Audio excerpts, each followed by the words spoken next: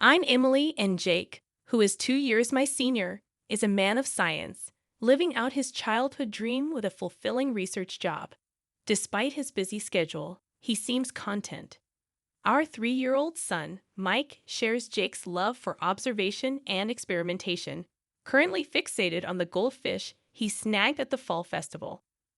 Meanwhile, our 1-year-old daughter, Sarah, is a delightful eater with her adorable chubby white cheeks, bringing comfort and joy to our household. Life is generally good for our ordinary family, except for one recurring concern: dinner. Just as I was trying to soothe my crying daughter and finish preparing dinner, the doorbell rang. Without hesitation, my mother-in-law walked in, a frequent visitor around this time, enough for Mike to hardly glance away from the TV. "My goodness, fried food again," she exclaimed, expressing concern about its impact on Jake's stomach and the grandkids. Mike, however, loves it. My mother-in-law swiftly took charge, offering a creamy vegetable stew and minestrone, enough to last for at least 3 days. As she set the table, my spirits sank at the sight of the mostly carrot and cabbage-filled stew. Interrupting my thoughts, she insisted I pack up the food she brought.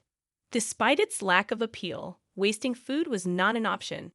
This routine, familiar since her last unexpected visit, where she swapped my clam chowder for her fried chicken, concluded with her leaving without acknowledging her grandchildren. After she left, my son softly remarked, "Grandma took my fried chicken again."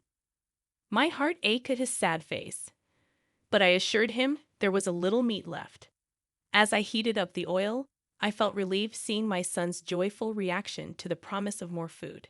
Yet beneath the surface, my dissatisfaction lingered. My mother-in-law's intrusion had escalated since my marriage, peaking over the last year. Each week, unannounced during dinner prep, she would criticize my cooking and parenting, leaving her cream stew behind. In the past 6 months, she started taking our food home, undermining our meals. As I juggled baby food and distracted the kids, the tough task of cooking continued.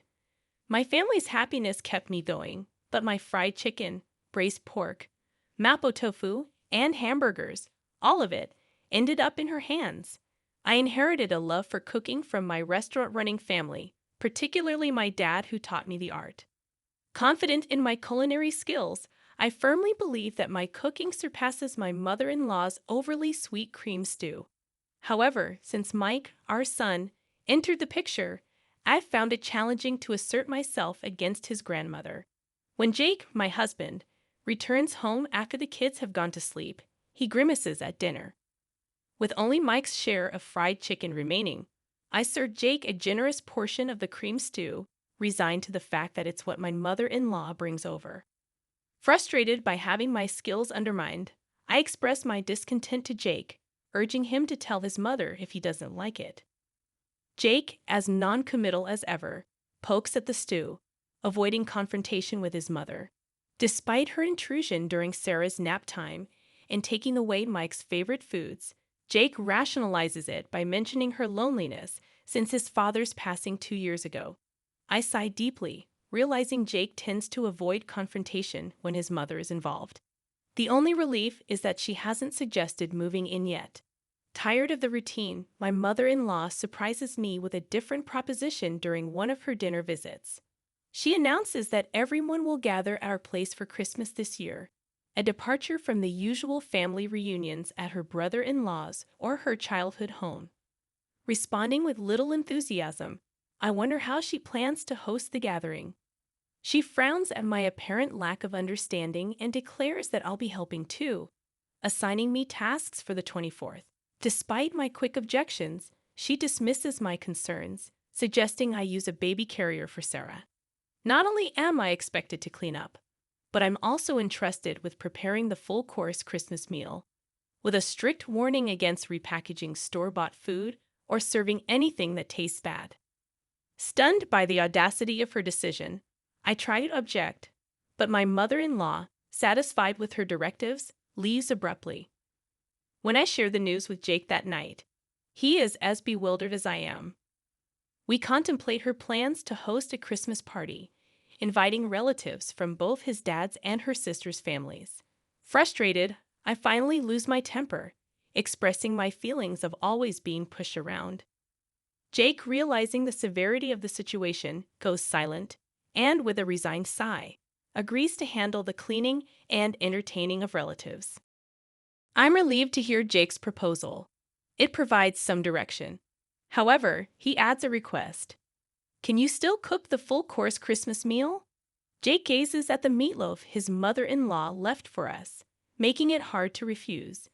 After some hesitation, I reluctantly agree. Just for this year, let's keep Mom's reputation intact. Plus, everyone in the family loves your cooking, he pleads. Fine, just for this year. Thanks, man. I can't wait for Emily's Christmas feast, he says cheerfully. I brace myself, knowing it's just for this time, and agree to prepare a full-course Christmas meal.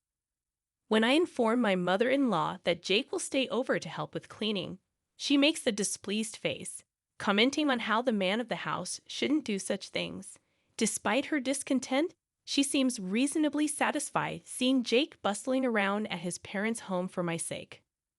Then comes Christmas lunchtime. Emily, is the corn soup ready? I'm preparing the croutons now. I respond, scurrying around the kitchen to get the carpaccio and corn soup ready. You're so inefficient. I'll bring the food myself, she declares. I'm sorry. If you're going to complain, try preparing a meal for 20 people. It's really exhausting. Finally, the serving is done, and I sit down at the party. Jake, having put our daughter down for a nap in another room, has been supportive. Preparing a full-course Christmas meal for 20 people was challenging, but it feels good to see everyone enjoying my cooking. However, that good feeling lasts only a moment. This quiche looks so beautiful. It's like something you'd buy. Thank you. Geez, you're good at flattery. This carrot slaw is perfectly balanced with the vinegar. The orange scent really freshens up your mouth.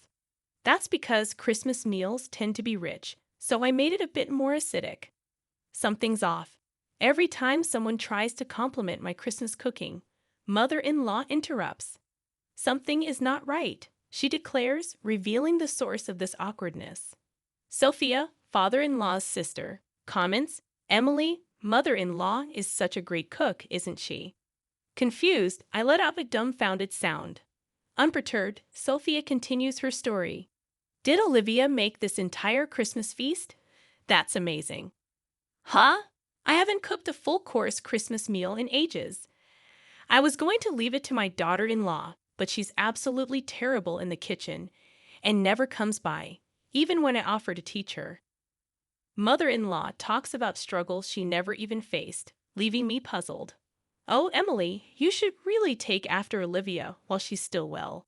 Jake might miss the taste of home sometimes, you know. The way to a man's heart is through his stomach. Daniel, a relative hanging around, laughs as if mocking me. You know, Olivia, that pork belly stew you made last time was delicious. It's amazing you can cook both Western and Japanese dishes. It's not that big of a deal, but I'm glad you enjoyed it. Mother-in-law smiles and feigns humility. That pork belly stew was clearly my creation. As I stand there astonished, she mouths, "Go along with it." Apparently, she's been claiming all my dishes, including the Christmas feast, as her own and sharing them with the family. Now she wants me to be complicit in her lie. No way, especially after she's been criticizing my cooking all this time. Though I want to speak out.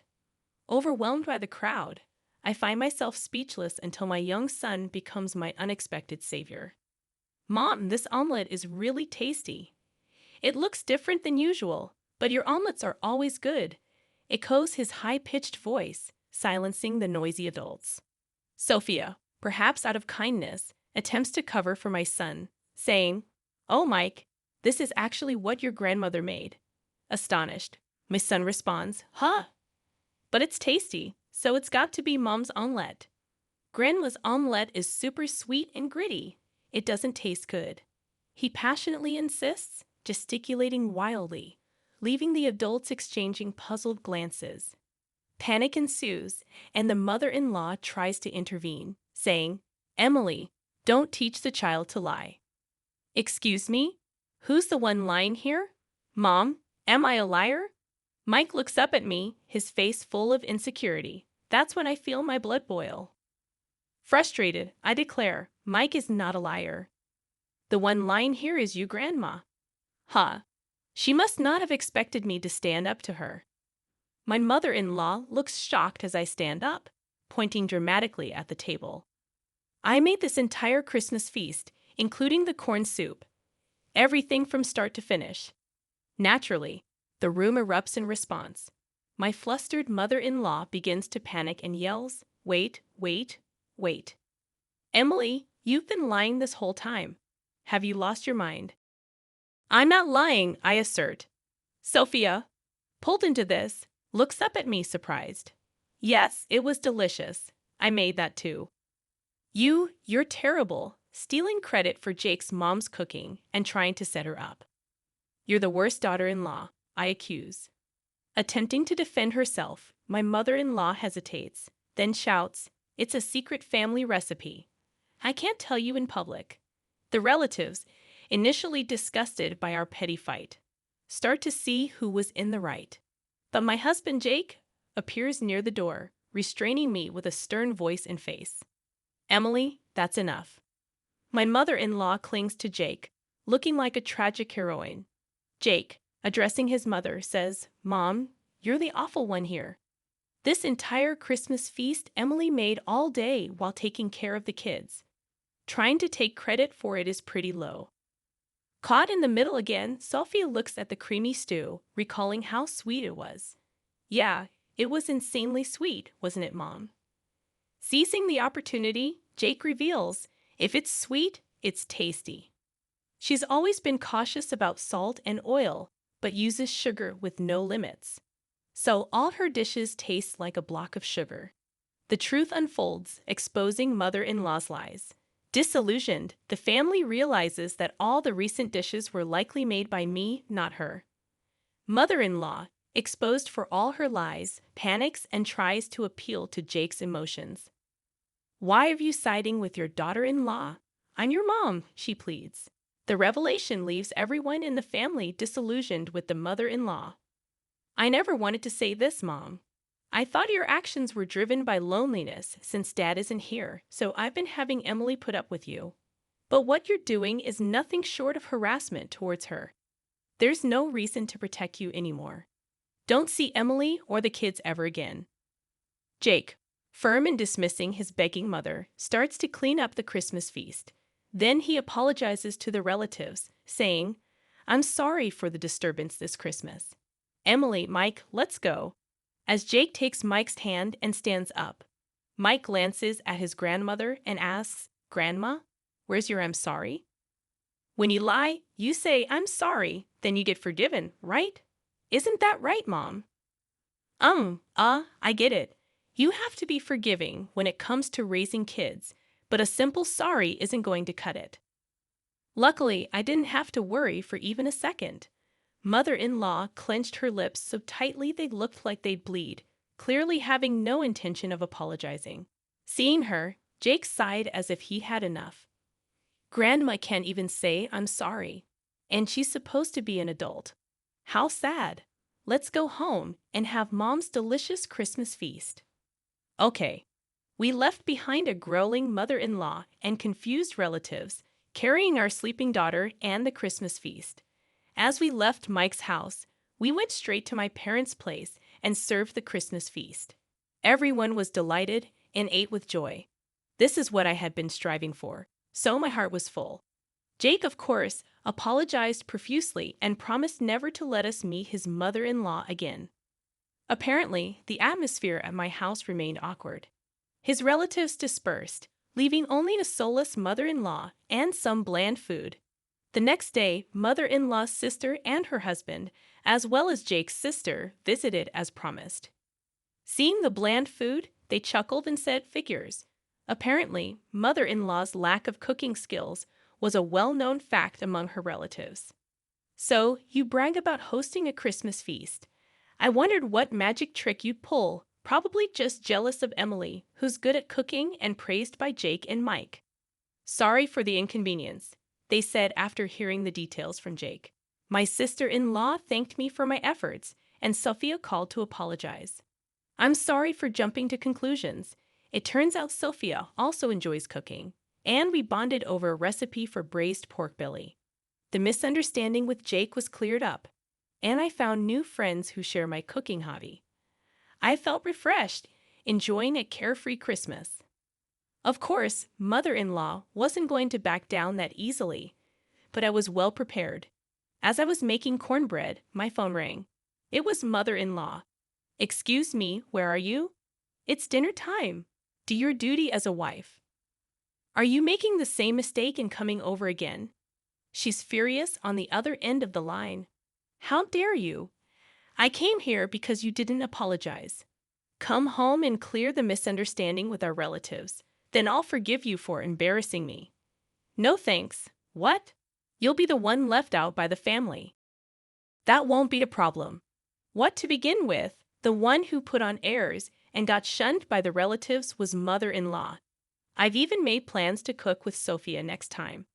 What? Mother-in-law probably never imagined that I become close to father-in-law's side of the family. So, what now? Still got any moose left? I add another blow to the stunned mother-in-law. Also, I'm not returning to that house. What? Yes, the kids and I have been staying at my parents' house since Christmas. We're planning to find a new place to live now that the holidays are over. Initially, living near Mike's family was mother-in-law's strong insistence, but Jake's workplace is actually closer to my parents' house. Didn't Jake tell you to stay away from daughter-in-law?